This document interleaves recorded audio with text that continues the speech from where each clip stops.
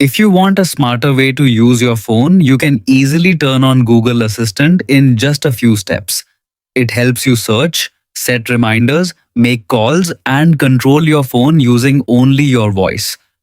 Start by opening the Google app on your Android phone. This app usually comes pre-installed on most devices. Step 2. Tap your profile picture or initial icon in the top right corner of the app. From the menu, select Settings, then tap Google Assistant.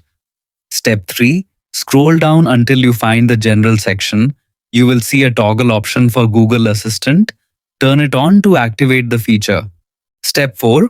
To use your voice hands-free, go back to the Assistant settings and tap Hey Google and Voice Match. Enable the Hey Google option. Step 5. Follow the on-screen instructions to record your voice saying Hey Google and OK Google. This helps the assistant recognize your voice only. Step 6. Test it. Once everything is set up, simply say Hey Google and ask a question like the weather, time, or anything you need. Your assistant should respond instantly.